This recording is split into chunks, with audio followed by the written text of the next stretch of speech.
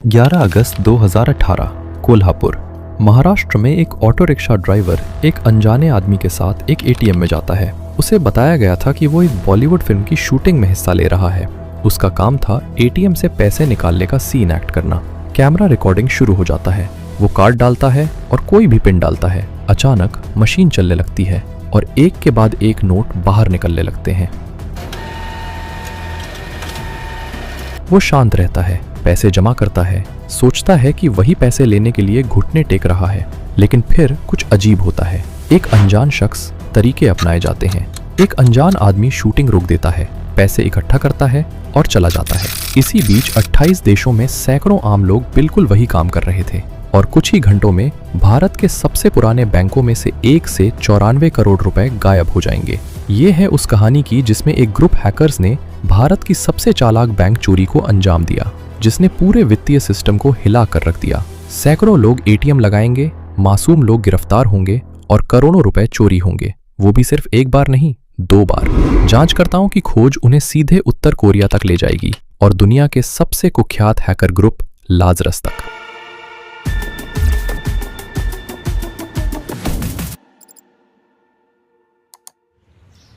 19 मार्च 2018। ये राहुल है। वो पुणे महाराष्ट्र में कॉस्मॉस कोऑपरेटिव बैंक में आईटी अधिकारी के रूप में काम करते हैं। भारत में किसी भी कॉर्पोरेट कर्मचारी की तरह उनकी एक अच्छी नौकरी है, एक निश्चित वेतन है और वो एक सामान्य जीवन व्यतीत करते हैं। राहुल अपना दिन अपनी इनबॉक्स चेक करके शुरू करता है और उसे एक नई ईमेल दिखती है। ये आधिकारिक लग रही थी, शायद आंतरिक टीम की कोई कंप्लायंस डॉक्यूमेंट। भेजने वाले का पता भी वैध लगता है, दस्तावेज भी महत्वपूर्ण लगता है। तो उसने क्लिक किया। दस्तावेज देखने के बाद उसे पता चला कि इसमें कोई खास बात नहीं है, इसलिए उसने इसे नजरअंदाज किया और वैसे ही आगे बढ़ गया। कुछ भी नहीं हुआ था, लेकिन उसे क्या पता था कि एक साधारण सा क्लिक, एक बिल्कुल आम क्लिक ने किसी को भारत के सबसे पुराने बैंक की पहुंच दे दी थी। कॉस्मॉस कोऑपरेटिव बैंक 112 साल पुराना भारत का दूसरा सबसे बड़ा कोऑपरेटिव बैंक, जिसके 140 शाखाएं हैं और 2 मिलियन से ज्यादा ग्राहक। और अब अदृश्य घुसपैठिए अंदर थे। राहुल के बैकडोर के जरिए हैकर्स नेटवर्क में घुसे और धीरे धीरे सावधानी से चलते रहे, जैसे कोई शिकारी अपने शिकार का पीछा कर रहा हो, और फिर हमला करने के लिए तैयार। हत्या। उन्होंने देखा कि कर्मचारी कैसे काम करते हैं, हर एक सिस्टम को सीखा और हर एक सर्वर का नक्शा बनाया। वे एक ही चीज की तलाश में थे, पूरे सिस्टम की एक कमजोर कड़ी। और कई हफ्तों की तलाश के बाद आखिरकार उन्हें वो मिल गई जो वो ढूंढ रहे थे, एटीएम स्विच। अब समझने के लिए कि एटीएम स्विच क्यों इतना बड़ा मामला था, आपको ये समझना होगा कि असल में एटीएम कैसे काम करता है। जब आप अपना कार्ड डालते हैं और अपना पिन एंटर करते हैं, तो एटीएम एक रिक्वेस्ट भेजता है जिसे एटीएम स्विच कहते हैं, जो एटीएम और बैंक के मुख्य सिस्टम के बीच एक मध्यस्थ होता है। बैंकिंग सिस्टम यानी सीबीएस वही दिमाग होता है। ये तुम्हारा बैलेंस, ट्रांजैक्शन हिस्ट्री और लिमिट्स सब जानता है, और इन सब के आधार पर पैसे निकलते हैं या नहीं ये तय करता है। बहुत सिंपल और पुख्ता तरीका। लेकिन हैकर्स ने कुछ ऐसा किया जिसकी किसी ने उम्मीद भी नहीं की थी। उन्होंने एक छुपा हुआ स्विच बनाया जो असली सिस्टम के साथ चुपचाप चलता रहा, बिल्कुल बैंक की नजरों से छुपा। सिक्योरिटी रिसर्चर्स ने बाद में इसे प्रॉक्सी स्विच कहा। इसका एक ही मकसद था, सारे विड्रॉ रिक्वेस्ट्स को पकड़ना, सीबीएस को कोई डेटा वेरीफाई नहीं करने देना और सभी को मंजूरी दे दो। It was just like abracadabra. That within these 3 hours you put these cards, put any PIN number and you get money. Bank की अपनी इंफ्रास्ट्रक्चर में बना हुआ अनलिमिटेड मनी ग्लिच। एक प्रॉब्लम थी, एटीएम की निकासी की लिमिट होती है। हर मशीन एक ट्रांजैक्शन में इतना ही पैसे देती है। अगर उन्हें भारी रकम चुरानी थी, कई करोड़ की, तो उन्हें कुछ बड़ा प्लान करना था। सैकड़ों कार्ड्स, सैकड़ों एटीएम, सैकड़ों लोग लगे खड़े, दुनिया भर में एक ही समय पर उन मशीनों के सामने खड़े होकर कैश निकालने के लिए उन्हें एक पूरी फौज और ग्लोबली सिंक्रोनाइज की गई प्लान की जरूरत थी। अब जब प्रॉक्सी स्विच तैयार था, तो वे किसी खास शख्स की तलाश में थे, ऐसा कोई जिसने ये पहले भी किया हो, जो डिजिटल तरीके से बनाई गई सारी चीजों को असली दुनिया में लागू कर सके। और उन्हें वही मिल गया। डार्क वेब पर एक यूजर था जो खुद को बस बिग बॉस कहते थे। उसके पास चोरी किए गए कार्ड डेटा को लेकर उसे असली पैसे में बदलने का पूरी तरह का इंतजाम था। वो असली एटीएम में काम करने वाले फिजिकल कार्ड्स बनाता था, और सबसे वाज बात, उसके पास नेटवर्क था। पूरे नॉर्थ अमेरिका और उससे भी बाहर कनेक्शन थे ताकि मनी म्यूल्स को भर्ती कर सके और दुनिया के किसी भी कोने में उन्हें काम पर लगा सके। हैकर्स ने उससे कॉस्मोस बैंक का 9 साल पुराना चुराया हुआ ग्राहक डेटा भेजा। बिग बॉस ने काम शुरू कर दिया। उसने 450 कार्ड्स क्लोन किए और 28 देशों में भर्ती करना शुरू किया। लेकिन उसने बस कोई भी इंसान नहीं चुना। ये एक स्तरबद्ध सिस्टम था। सबसे ऊपर थे हैंडलर्स। उनका काम था मनी म्यूल्स को ढूंढना, समन्वय करना और मैनेज करना। उनके इलाके में खच्चरों का एक झुंड था। बिग बॉस ने उन्हें क्लोन कार्ड्स और एक बर्नर फोन दिया था जिसे ट्रेस करना मुश्किल था और फेंक देना आसान। उनके नीचे थे खच्चर। ये प्रोफेशनल क्रिमिनल नहीं थे, ये सामान्य मजदूर वर्ग के लोग थे जिन्होंने वो जॉब स्वीकार की जो अच्छी पगार देती थी और कोई सवाल नहीं पूछती थी।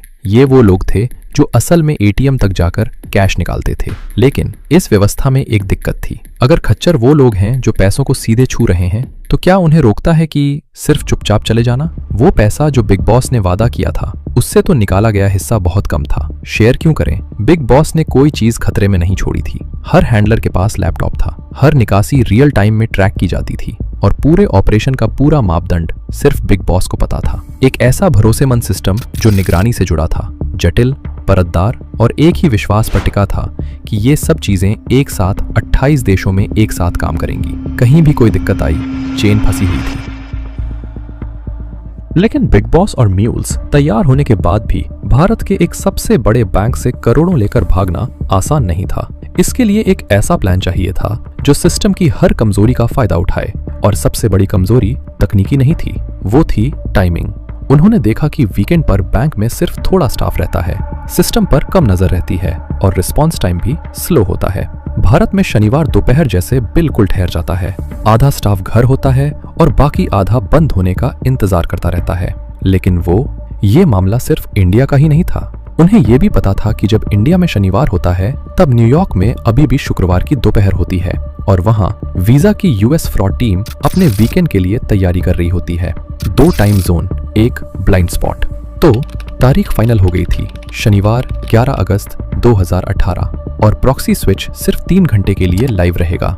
उन 3 घंटे के अंदर म्यूल्स को 28 देशों में जितने भी एटीएम हो सके उतने ट्रांजैक्शन करने थे और फिर बिना कोई निशान छोड़े गायब हो जाना था।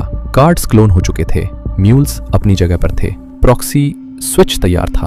अब स्विच पलटने का वक्त आ गया था।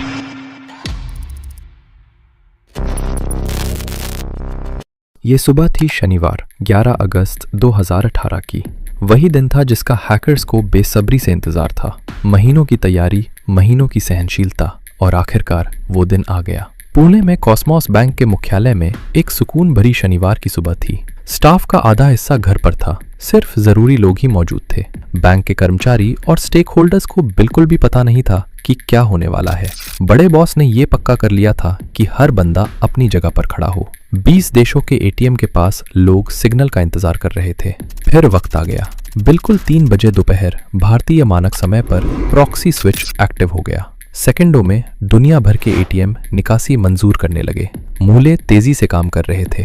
प्रोसेस सिंपल था, कार्ड डालो, कोई भी पिन डालो, पैसा उठाओ, फिर दोहराओ, कार्ड डालो, कोई भी पिन डालो, पैसा उठाओ, फिर दोहराओ। तेज और समन्वित। कुछ टीम के लोग पैसे निकाल रहे थे, कुछ चौकसी दे रहे थे। पैसे बैकपैक, शॉपिंग बैग और जैकेट की जेबों में भर दिए गए। पुणे के कॉस्मोस बैंक में वहां शांत और सुस्त शनिवार दोपहर थी। स्टाफ को बिल्कुल भी अंदाजा नहीं था कि उनके बैंक में दिन दहाड़े चोरी हो रही है। ना बैंक वालों को, ना पुलिस को, ना सरकार को, किसी को भी सबसे मामूली शक तक नहीं था। नीचे म्यूल्स एटीएम से एटीएम लगातार लूट रहे थे और ये पक्का कर रहे थे कि सारे मशीन खाली हो जाए, कुछ भी पीछे ना छोड़ा जाए। और इसी दौरान कुछ रोजाना के कॉस्मोस बैंक के ग्राहक कुछ अजीब सा महसूस करने लगे। उनके खाते की राशि बढ़ी चढ़ी लग रही थी। नंबर ऐसे जो मैच नहीं कर रहे थे और कुछ का ध्यान गया निकटतम एटीएम पर जाकर पैसे निकाले।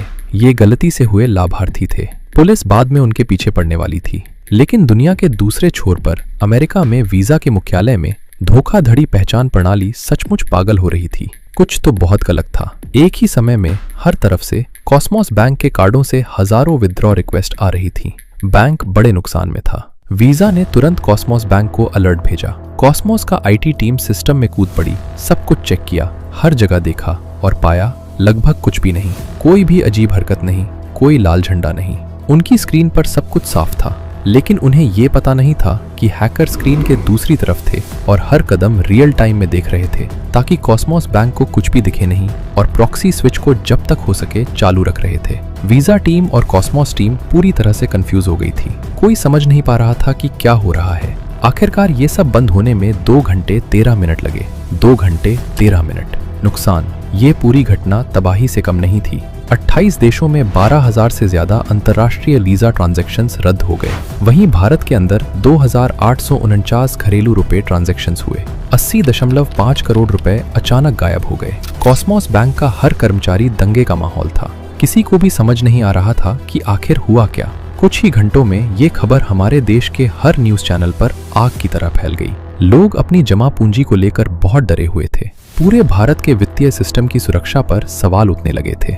म्यूल्स पहले ही कुदाल लेकर निकल चुके थे, पैसे हैंडलर्स को सौंप चुके थे और अपनी हिस्सा भी ले चुके थे। और फिर ऐसे ही जैसे कुछ हुआ ही नहीं, वो सब अपनी रोजमर्रा की जिंदगी में लौट गए। कॉस्मोस बैंक ने तुरंत साइबर क्राइम पुलिस में शिकायत दर्ज करवाई और इंस्पेक्टर जनरल ब्रिजेश सिंह को जांच का जिम्मा सौंपा गया। ब्रिजेश तेज थे। उन्हें अंदाजा था कि ये जटिल साजिश के पीछे कौन हो सकता है और वो पता लगाने के लिए पूरी तरह तैयार थे। लेकिन जब उन्हें लगा कि बुराई खत्म हो गई है, तब हैकरों ने फिर हमला कर दिया। इस बार स्विफ्ट के जरिए, वो सिस्टम जो बैंक बड़े पैमाने पर अंतर्राष्ट्रीय रुपयों के लेन देन के लिए इस्तेमाल करते हैं। अरबों डॉलर स्विफ्ट के जरिए हर दिन काम होता रहता है। 2 दिन बाद सोमवार 13 अगस्त को चुराए गए क्रेडेंशियल्स का इस्तेमाल करते हुए हमलावरों ने 3 फर्जी वायर ट्रांसफर किए, जिनकी कुल रकम 13.92 करोड़ रुपए थी। ये पैसे ALM ट्रेडिंग लिमिटेड के खाते में भेजे गए, जो हांगकांग के हैंग सेंग बैंक में था। जब तक कॉस्मोस को कुछ समझ आया, तब तक पैसे गायब हो चुके थे। ये पैसे शेल कंपनियों और क्रिप्टो करेंसी एक्सचेंजेस के जरिए ऐसे तरीके से साफ किए गए कि उनका कोई सुराग नहीं मिला। कुल नुकसान 94 करोड़ रुपए, लगभग 13.5 मिलियन डॉलर हुआ। 72 घंटे से भी कम में सब खत्म। इंडिया लौटते ही इंस्पेक्टर जनरल ब्रिजेश सिंह ने जाल कसना शुरू कर दिया था। उनकी टीम बर्नर फोन के ग्रुप्स को ट्रैक कर रही थी, जो ATM के पास इकट्ठा हो रहे थे। सेल टावर के डेटा को टोल बूथ कैमरों और पूरे इंडिया में लूटे गए हर बैंक की CCTV फुटेज से मिलाया गया और कुछ ही हफ्तों में गिरफ्तारियां शुरू हो गईं। लेकिन जब आखिरकार म्यूल्स को पकड़कर सामने लाया गया, तो ऐसा कुछ सामने आया जिसकी किसी ने उम्मीद नहीं की थी। उनमें से कुछ को पता था कि वे क्या कर रहे हैं। वो प्रोफेशनल क्रिमिनल थे, जिन लोगों ने पहले ऐसा किया था।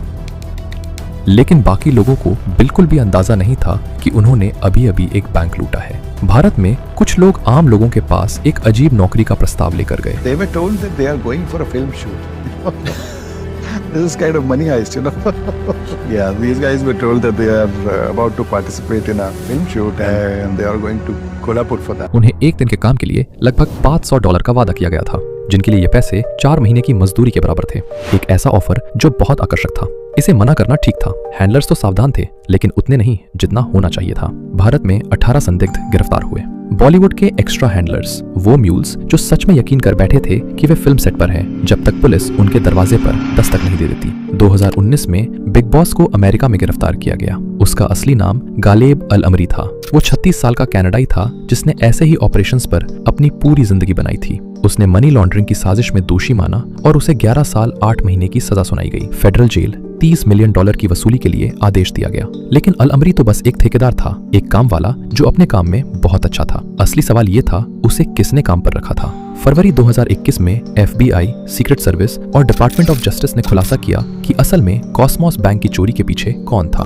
3 नॉर्थ कोरियाई हैकर्स, पार्क जिन ह्योक, जॉन चांग ह्योक और किम इल, ये सब लाजरस ग्रुप के मेंबर थे, जो कि एक एलीट साइबर वॉरफेयर यूनिट है जो सीधे नॉर्थ कोरिया की मिलिट्री इंटेलिजेंस एजेंसी के तहत काम करता है। नॉर्थ कोरिया है पृथ्वी पर सबसे कड़े आर्थिक प्रतिबंधों के तहत है।